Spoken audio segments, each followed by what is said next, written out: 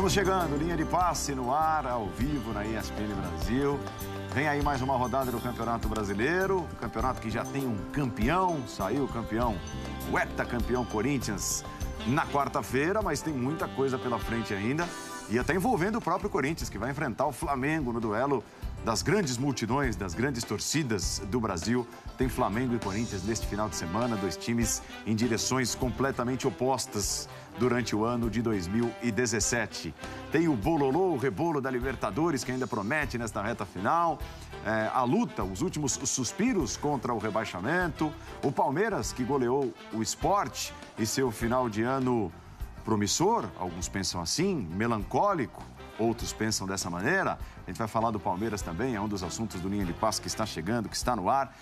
Linhas opostas, parece nome de novela, né? É a nossa hashtag Linhas Opostas. Para você participar durante essas 2 horas de Linha de Passe, estamos chegando. É claro que a referência é exatamente Corinthians e Flamengo, Flamengo e Corinthians que se enfrentam neste final de semana. Estou com Arnaldo Ribeiro, Leonardo Bertozzi, Eduardo Tironi, Mauro César e com você, fã de esportes, pela nossa hashtag.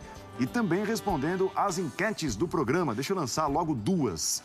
Primeira delas, já que a gente começa falando dos dois que se enfrentam neste final de semana, do campeão Corinthians e do Flamengo em crise, como relata muito bem em seu blog o Mauro César, lá no espn.com.br.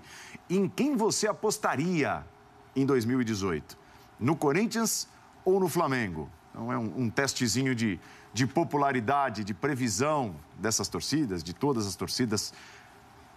A enquete relacionada a Corinthians e Flamengo, Flamengo e Corinthians que se enfrentam neste final de semana. E a segunda enquete, que é uma semifinal. Veja só, quem tem mais chance de Libertadores? A gente vai lançar aqui 8 candidatos, 8 opções. E a partir do início do segundo bloco, as 4 opções mais votadas até então vão fazer, digamos assim, a final desta enquete, tá? Então, quem tem mais chance de alcançar a Libertadores? Botafogo, Flamengo, Vasco, os 3 do Rio de Janeiro, Bahia, que não para de subir, Chapecoense, que já se livrou do rebaixamento, Galo, São Paulo, Atlético Paranaense. São os 8 candidatos. Você elege aí quem tem mais chances de chegar à Libertadores. Até o final do primeiro bloco, uma espécie de semifinal. E os 4 mais votados durante o primeiro bloco vão fazer a final desta enquete até o finalzinho do Linha de Passe, quando a gente traz os resultados, tá certo? Tudo no espn.com.br para você votar, para você participar com a gente. Em quem você apostaria para 2018? No Corinthians? Senhora, hein? Mais no Corinthians ou mais no Flamengo? Arnaldo, boa noite. Boa noite. Bem-vindo de volta. Obrigado. Para quebrar a cara mesmo? Favoritaço, é esquema favoritaço. Entre os dois, no Flamengo. Posso explicar? Deve. Estamos aqui para isso. Não, eu acho que as perspectivas de melhora do Flamengo, elas são maiores do que a do Corinthians, do que as do Corinthians.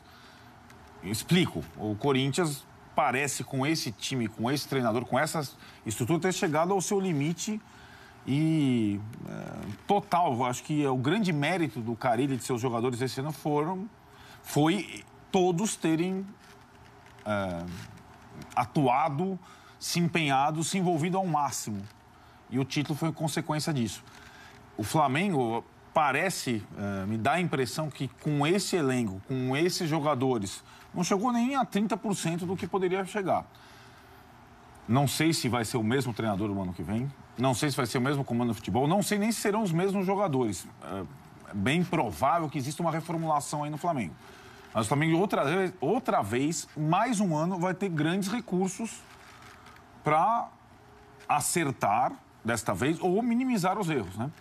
O Corinthians não vai ter, nós sabemos, pelas condições, tantas alternativas para incrementar o seu elenco. Um reforço aqui, outro acolá, manutenção de jogadores importantes, o caso do Pablo, para ter um time competitivo de novo em 2018. Mas o calendário do Corinthians para 2018 é muito mais desafiador do que foi esse ano, né? Primeiro que a temporada começa mais cedo para todo mundo. E depois, jogar Libertadores e Brasileirão concomitantemente, você precisa ter mais recursos, mais jogadores, mais opções. E hoje a gente não vê grandes possibilidades do Corinthians nesse aspecto, melhorar muito. As lições para o Flamengo estão colocadas aí à mesa. Como você falou, o Mauro descreve bem o momento atual do time ou o momento atual do clube, melhor dizendo, reflexo no time, mas, insisto, garimpar o grupo de jogadores, acertar o comando, principalmente técnico e diretivo, e criar, retomar a química com o torcedor, parece ser a receita para o Flamengo em 2018. Então, se eu fosse, digamos, jogar alguma ficha em um dos dois times, pela perspectiva de melhora, eu jogaria no Flamengo mesmo que o Corinthians tenha sido muito superior esse ano, com menos recursos. E até porque o torcedor do Flamengo termina o ano pensando, poxa, não tem como piorar muito mais, né? Não, assim, o Flamengo está perto de jogar uma semifinal continental, que, claro, uma competição na qual ele está porque fracassou na Libertadores, mas ainda assim é uma semifinal continental. Ele deveria estar com esperança de conquistar um título no final do ano. Pergunta para algum rubro-negro se ele acha que o Flamengo jogando o que está jogando vai ganhar a Sul-Americana. O cara tá pensando assim, bom, com a personalidade que esse time tem, especialmente fora de casa, vai decidir a vaga na Colômbia, contra um bom time, mesmo que faça um resultado aqui, provavelmente não vai conseguir segurar lá. Então, tomou um pessimismo justificado em cima do restante do ano do Flamengo, né? Então, o Flamengo pode não apenas perder a vaga em via brasileiro, e nesse momento só não perdeu a vaga ali no G7, porque o Vasco parece estar com medo de entrar, né? E até nos últimos 2 jogos foi bem assim mesmo. Acabou não ganhando jogos. Então, o cenário é muito preocupante, né? Porque quando a gente fala de planejamento para o ano que vem, você não sabe nesse momento se o técnico vai ter uma relação suficiente com os jogadores e com a diretoria para virar o ano. E não era o cenário que a gente tinha, né? O cenário que a gente tinha era o Rueda vai fazer o que der para fazer o resto do ano e vamos cobrar dele ano que vem. Mas para isso ele precisa chegar ao ano que vem, ele precisa ter clima para chegar ao ano que vem. Né? E eu vejo a torcida dividida, mas muita gente dizendo que ele tem que ser bancado, que ele tem que ter até carta branca para tirar quem ele acha que tem que tirar. Até porque nas 2 últimas coletivas, pelo menos, ele não fez nenhuma questão de esconder, de falar sobre erros individuais, esse tipo de coisa. Então é difícil saber também, né? Qual vai ser o tamanho da barca e que tipo de contratação vai ser feita. Porque quando a gente fala do Corinthians, assim, o Corinthians, pelo menos recurso que tem, acho que não podia dar tiro errado. E no final das contas, assim, um ou outro tiro pode ter sido errado, entre aspas. Até o Casim, que foi, entre aspas, um tiro errado, fez um gol importante, mas... O Pablo foi um tiro certo, o Gabriel foi um tiro certo, o Jô foi um tiro daqueles na mosca perfeita. Então o Corinthians tinha poucas balas e acertou quase em todas, né? Até na que atirou sem olhar, que foi o técnico, ele acertou, né? Já o Flamengo foi mais por tentativa e erro em alguns casos, em outros por pressão popular, em outros por posições que não precisava tanto, então recheou muito alguns setores e deixou outros descobertos. Mas é uma incógnita, assim. No mínimo era para o rubro-negro estar esperançoso de ganhar um título, mas no final das contas você não vê nem esse otimismo. Então falar em 2018 diante de um cenário em que você não consegue nem ser otimista para o que resta desse ano, e tem coisa muito importante ainda, é difícil. Eu não consigo enxergar tão lá na frente, não. E veja, o Mauro traça um raio-x profundo do momento do Flamengo. E olha o título do post dele no blog, no espn.com.br. Crise, 2 pontos. Flá tem ambiente destruído, cartolas sem rumo, racha entre jogadores e técnico sem apoio. Incrível, não, Mauro? Não dá para piorar. Não existe um cenário mais terra arrasada do que isso. O título não poderia ser maior porque haja espaço, né? Mas poderíamos acrescentar alguns probleminhas, outros além desse, né? Assim, eu acho que na hora de a gente analisar o desempenho de um time de futebol, é muito importante no nosso trabalho a gente tentar entender também o bastidor. Senão a gente acaba discutindo em cima da espuma. Não adianta falar de esquema tático, dedicação de jogadores, o comportamento de uma equipe, quando os problemas estão muito além disso, né? E aí a gente tem que ser um pouco repórter também, senão a gente acaba discutindo o sexo dos anjos. Que adianta discutir o esquema tático do Rueda se alguns jogadores não querem executá-lo? Se internamente, com pessoas próximas, dizem que não entendem o técnico, que não compreendem muito bem o que ele quer. Se outros cochicham pelos cantos dizendo que a preparação física mudou, né? Porque é o preparador colombiano do Rueda. Quando o jogador de futebol começa a falar essas coisas pelos cantos, é para vazar. Aí chega no jornalista, óbvio, né? Você fala com um, fala com outro e tal, e as coisas acabam chegando. E esse é o cenário do Flamengo. É uma questão que envolve política, daqui a um ano vai acontecer uma eleição, Como eu já expliquei também na rede social, no blog, aqui na TV, o presidente do Flamengo está politicamente cada vez mais enfraquecido. Parte dos que integram a sua gestão se reaproximam aos poucos dos seus opositores da eleição de 2015. Aí eu falo dos azuis e os verdes, como ficaram conhecidos pelas cores das chapas que disputaram a eleição do ano retrasado. O Bandeira de Melo assumiu o comando do futebol com a saída do Flávio Godinho no começo do ano, quando, por conta dos problemas pessoais, né, que ele teve, questões da vida dele, não tinha relação com o clube, foi preso e deixou a vice-presidência de futebol. E colocou em prática uma linha de trabalho que se provou totalmente equivocada, né? A gente vinha falando isso desde lá de trás e o tempo mostrou, né, que era uma linha de trabalho equivocada, que temos profissionais, temos aqui um planejamento e as coisas vão correr normalmente, mas elas não correm normalmente sempre. Você planeja algo, se dá errado tem que mudar. O Flamengo não mudou, perdeu chance de fazer modificações no elenco, contratações pontuais e ajustes, né, internos quando da eliminação da Libertadores. Ao longo do primeiro turno do campeonato, quando o time despencava com o Zé Ricardo, aliás, me impressiona a falta de memória daqueles que pedem a volta do Zé Ricardo e lamentam a sua saída, como se o Zé Ricardo não tivesse tido um desempenho sofrível nos últimos jogos, derrotas, empates, eu não lembro agora o aproveitamento, mas era baixíssimo, né? E o Flamengo terminou o turno 18 pontos atrás do Corinthians. O Rueda teria que fazer um trabalho de mágico para poder reagir no segundo turno, que se provou impossível. O Zé Ricardo fez um bom trabalho e vinha muito mal, fato, né? E hoje o que acontece? O técnico não consegue se impor diante de alguns jogadores, nitidamente.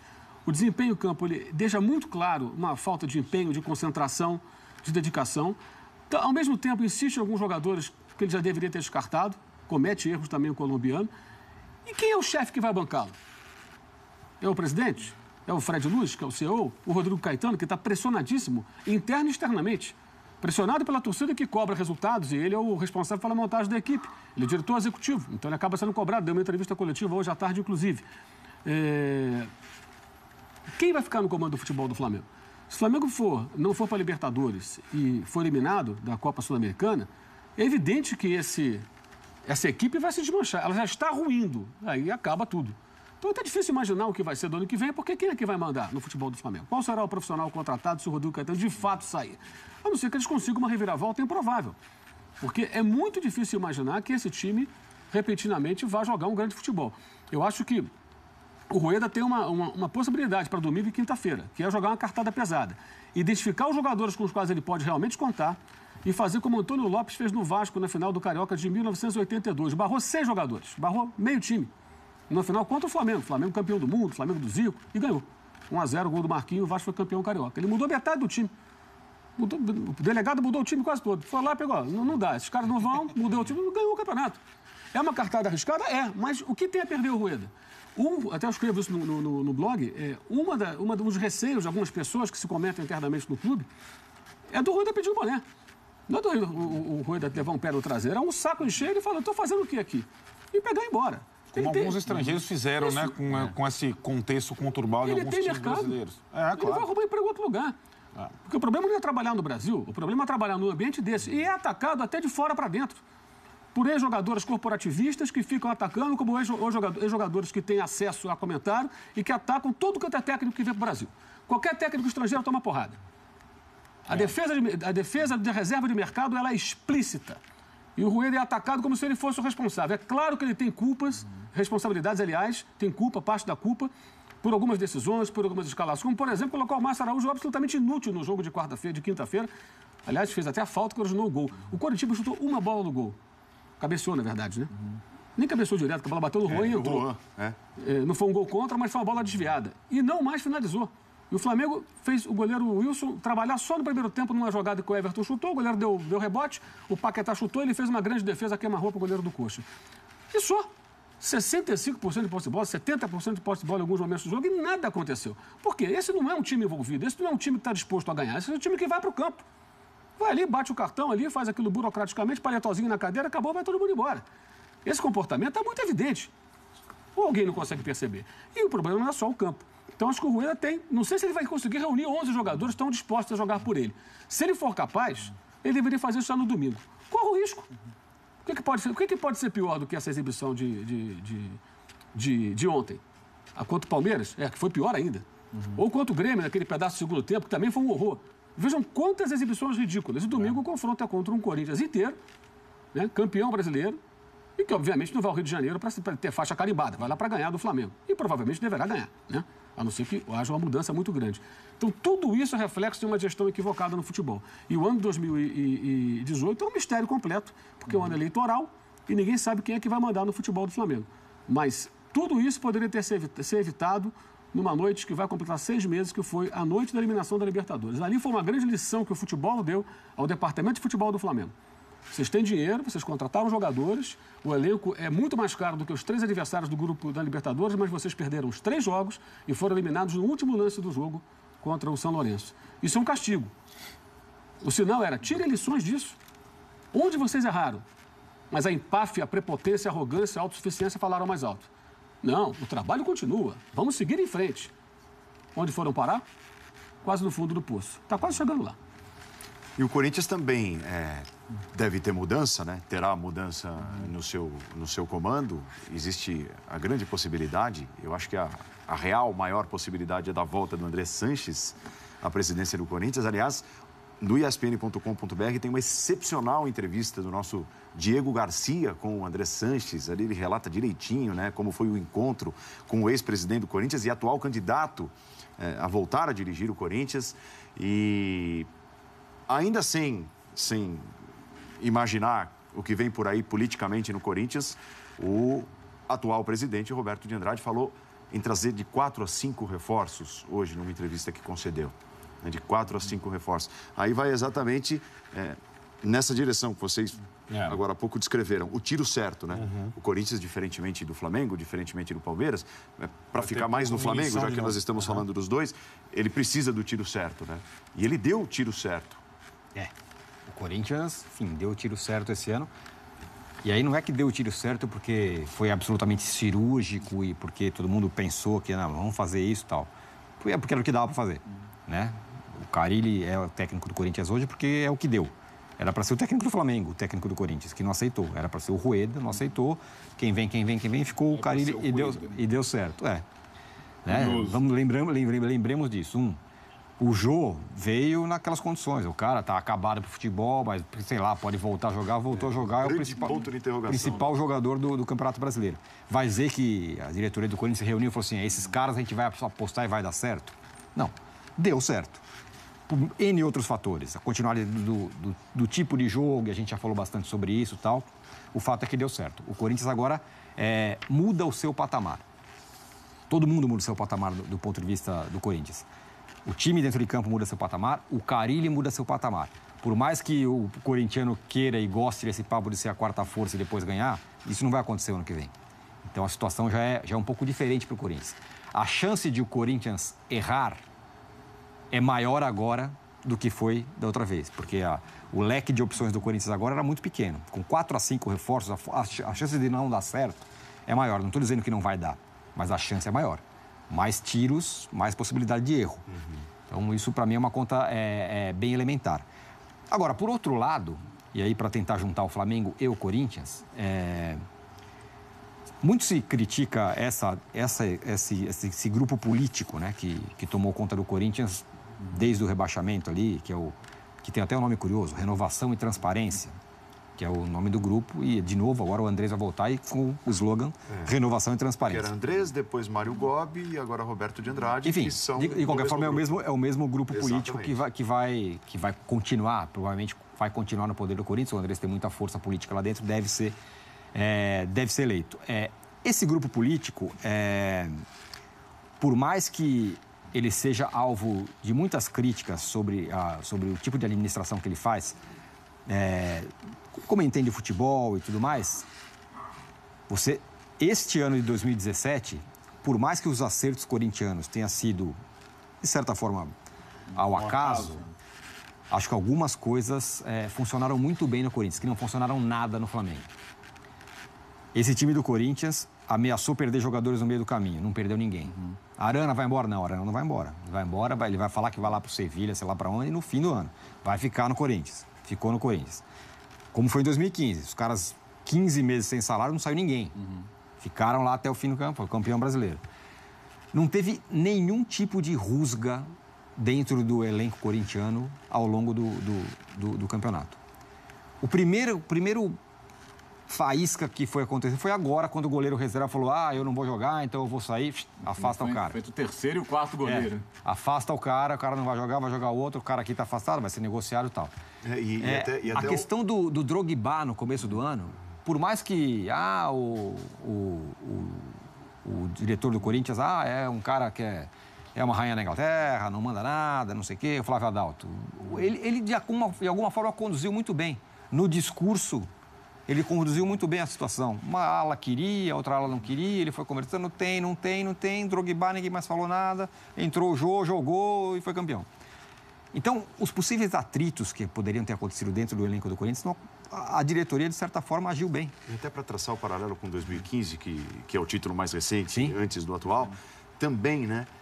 Lembra um jogo, acho que foi contra o Coritiba, que o Wagner Love foi substituído, fez cara de quem não gostou, saiu reclamando. O que aconteceu no dia seguinte? O Tite sentou ao lado dele e falou assim: esse cara aqui, exatamente, não tem problema nenhum, que tá tudo certo, os dois falaram e as rusgas terminaram ali, né? Esse tipo de administração, que é a administração do futebol, não é a administração do clube, a finança, o futebol do dia a dia, esse grupo político do Corinthians faz bem. Do futebol do dia a dia, repito. É só para não dizer que esses caras são incríveis e tal. Não é isso que eu estou dizendo. Até porque eles brigam depois entre eles. Mas nessa administração do dia a dia ali, o Tite perdeu o Tolimi, aí fica o Tite. Eles vão acertando essa coisa. E é tudo que o Flamengo não faz. O Flamengo, nesse aspecto, é um desastre. Que pode ser muito bom do ponto de vista financeiro, está saneando o clube tem mais dinheiro agora do que nunca teve na sua vida e tudo mais, mas erra muito nessa administração do dia a dia. Erra na troca de técnico, na escolha de técnico, no tipo de jogador, na cobrança sobre jogador. Então, acho que essa é uma diferença fundamental. Se o Flamengo funciona muito bem fora de campo e o Corinthians nem tanto, o inverso acontece. A diretoria do Corinthians age muito bem nessa administração mais do dia a dia, e a do Flamengo é um desastre absoluto nesse aspecto. E como disse o Mauro, né? Bem disse o Mauro, essas coisas vão se acumulando. Lá no meio do ano houve a chance de fazer algum ajuste e não foi feito. E aí está desembocando na iminência de um ano ridículo do ponto de vista esportivo para o Flamengo. Detalhe, né? A gente, até a suspensão do Guerreiro, discutia a questão da renovação, do custo-benefício, são coisas que ainda têm que ser discutidas, até porque abre-se uma porta grande para ele ser absolvido, né? Sim. Está à disposição pro ano que vem, até para os finais da Sul-Americana, eventualmente. Hoje o Correio Brasiliense fez um levantamento de que o aproveitamento do Flamengo sem o Guerreiro é semelhante ao do lanterna do campeonato. O Flamengo ganhou 4 de 16 jogos sem ele.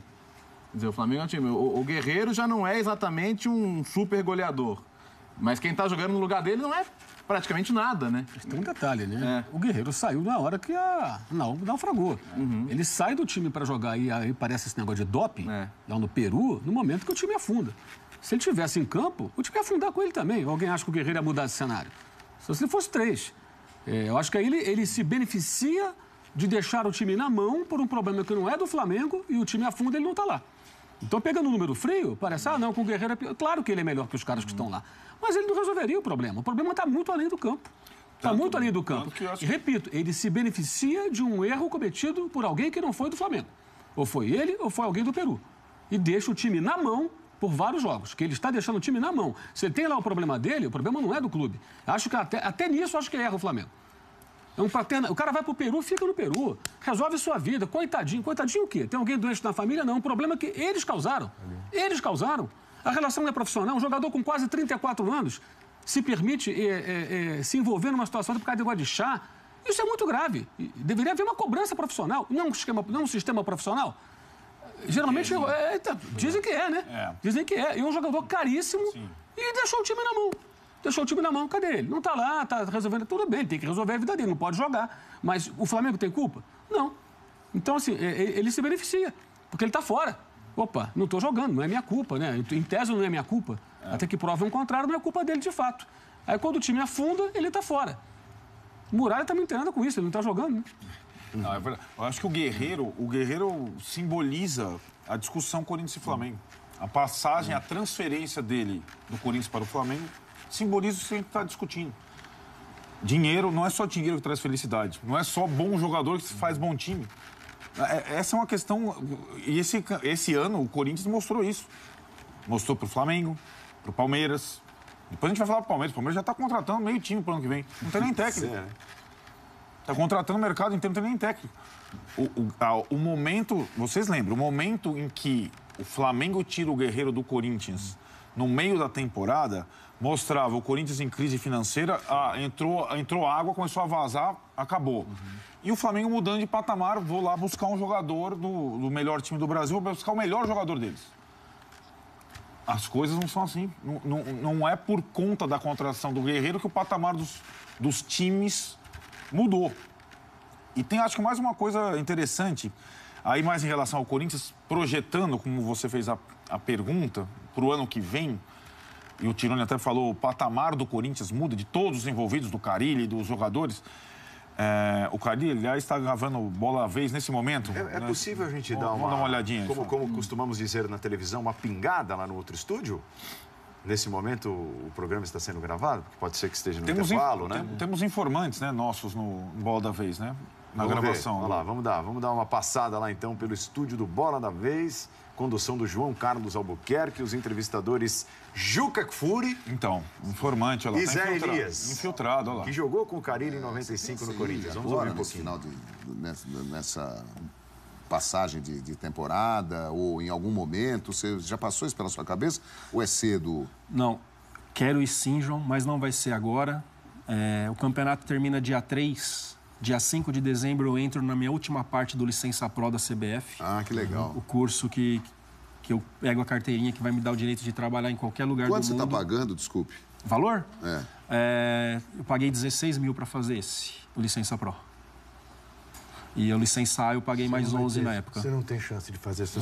Não, eu não quero fazer. É que eu acho caro, tem muita gente no Brasil gostaria de fazer esse curso antes de ser Fábio Carille, né? Quer dizer, para tentar começar. Sim. E não tem condição. E pelo que a gente está sabendo aí, em 2019, os treinadores aqui da Série A do Campeonato Brasileiro terão que ter. Eu acho que o Licença A que eu já tenho, acho que o Pro ainda não. Né? Mas sim, quem começa da C e termina até a Pro, que 40 são pau. mais de 50. Mais 50. Você não acha que isso é desestimular? Porque, assim, se você vive num país como o Brasil, em que nós temos, se você olhar no estúdio aqui, todo mundo joga bola, todo mundo tem filhos, todo mundo tem sonhos, vamos dizer assim. E esse rapaz que está lá nas categorias de base, lá atrás, e a gente sabe como é que funciona a categoria de base, que não tem condição financeira, não ganha para isso.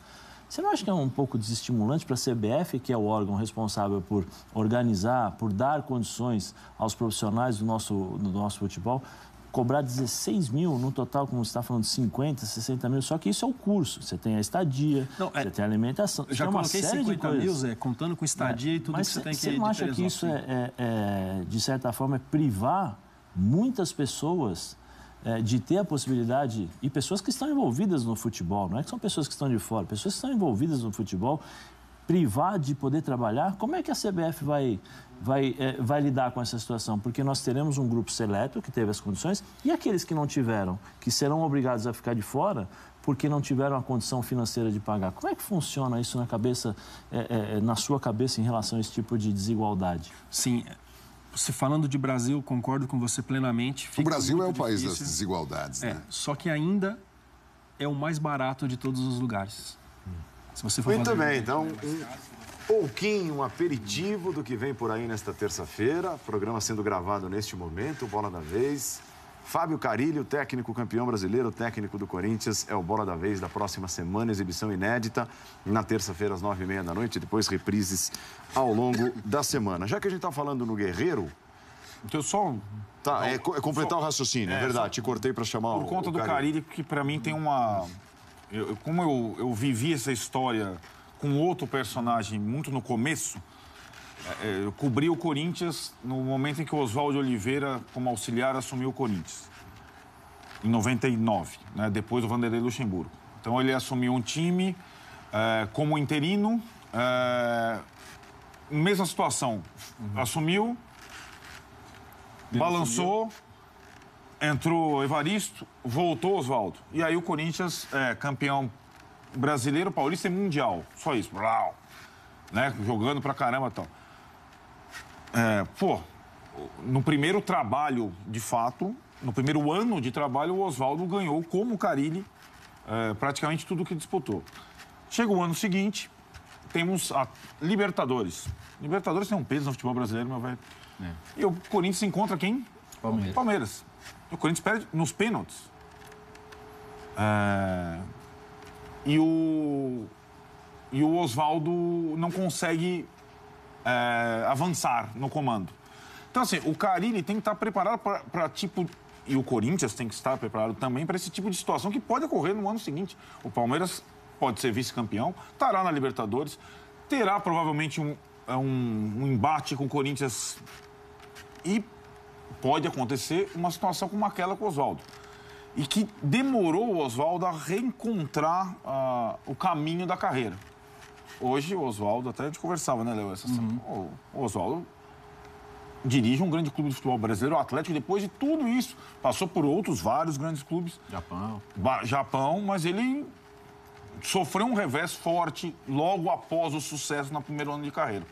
Então, são coisas que o futebol muda muito rápido, né?